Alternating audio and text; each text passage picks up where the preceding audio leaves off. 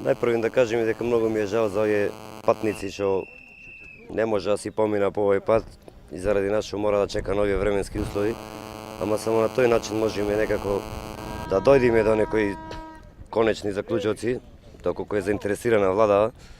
Значи ние во петок имавме состанок со Анџушев, по не знам кој пат, и ништо не одлучивме. Пак ни ветува една плата. Со една плата ние рековме дека не почнуваме да работиме, веќе трет месец да влеговме, ние сега веќе ќе бараме и трета плата. А една наша плата е негде од прилика околу 9-10 илјади денари. Ако мислат тие дека можеме да живееме, ама нашите барања останува истите. Во најскоро време да се реши проблемот со нашава фирма. Да поведа постапка и за испуштање на стотина луѓе за технолошки вишок. Тоа нас не го кажа дека во вторник на влада ќе го предложиме, ништо ни од тоа не се случи.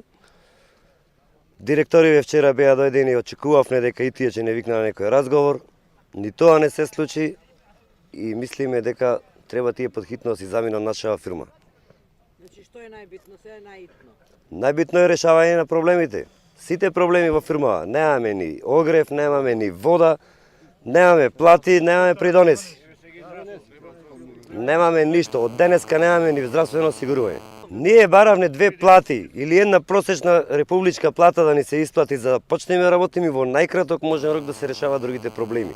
6 месеци за нас е предолг период за да се решава во фирмава. И немаме никаква гаранција дека од тие 6 месеци тие ќе го реша нашиот проблем. Чекувавме денеска да се јави Анџушев, никој не ни се јави до денеска. За утре им најавува некаква плата, не знаеме ни каква плата ќе биде таа.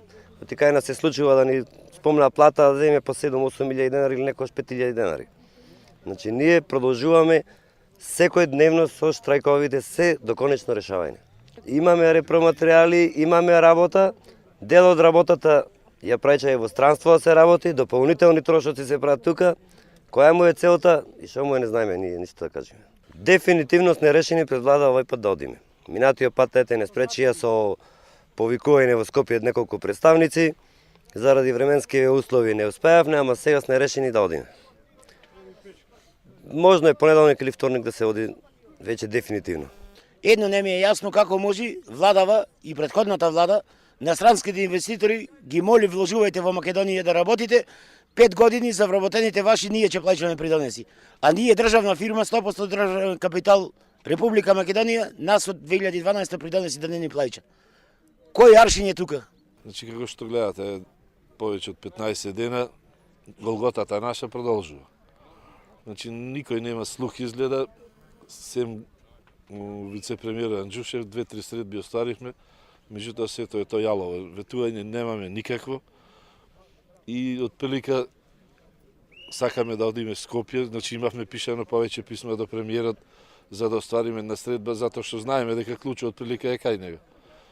Значи, приморани сме да одиме во Скопје, има луѓето на мислење се и на ова време и шатори да поставиме пред влада се до остварување на средбата. Значи, проблемите од прилика ги знаете и вие кои се, секој ден сте и вие со нас, мислам дека доволно е тоа.